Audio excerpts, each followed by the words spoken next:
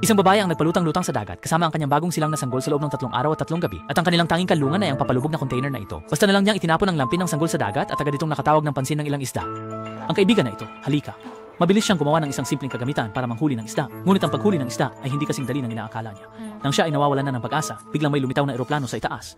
Sa sobrang tuwa, agad siyang tumakbo pabalik sa loob ng container para kumuha ng piraso ng salamin. Ngunit sa kanyang pagbabalik ay aksidenteng nasugatan ang kanyang tita. Hindi alintana ang sakit, agad siyang tumayo para humingi ng tulong. Ngunit sa kasamaang palad, masyadong malayo at hindi siya makita ng mga tao sa eroplano. Upang maiwasan ang infeksyon sa sugat, ginamit niya ang matapang na alak para i-disinfect ang sugat. Pagkatapos ay ginamit ang wire ng earphone para tahiin ito.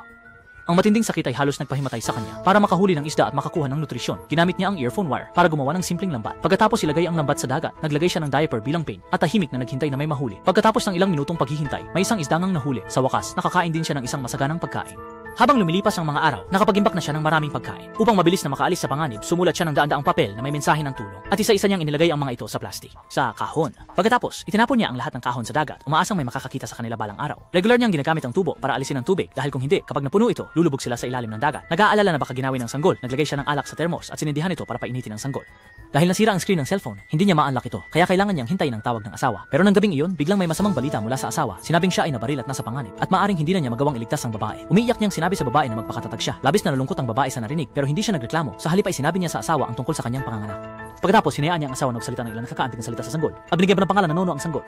Pagkatapos naubos ang baterya ng telepono at tuluyan nang nawalan ng komunikasyon ang dalawa. Ilang araw ang lumipas, umabot na sa pinakamataas na antas ng tubig, kaya kailangan niyang maghanda para sa pinakamasamang senaryo. Gumawa siya ng maliit na balsa gamit ang mga tabla at plastik na kahon para kung sakaling lumubog ang container sa dagat, maaari pa rin silang magpalutang-lutang gamit ang balsa.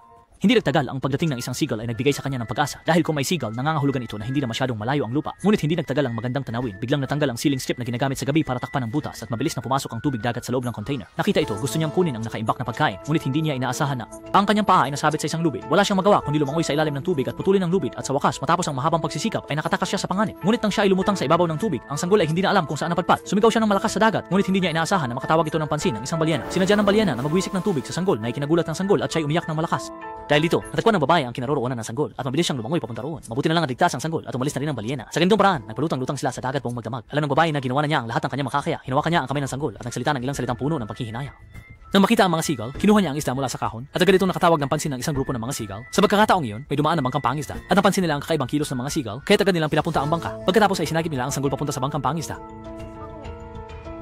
Kasunod ng lubid, natagpuan nila ang babae, ngunit ang babae ay nasa bingitan ng kamatayan. Mabuti na lang at hindi sumuko ang mabait na mangingisda at sa pamamagitan ng pagsagip, sa wakas ay nailigtas ang babae. Mahirap isipin ang isang babae sa dagat. Nagpalutang-lutang ng buong isang buwan at sa wakas ay nabuhay kasama ang sanggol dahil sa matinding determinasyon. Kailangan talagang hangaan ang dakilang kapangyarihan ng pagmamahal ng ina.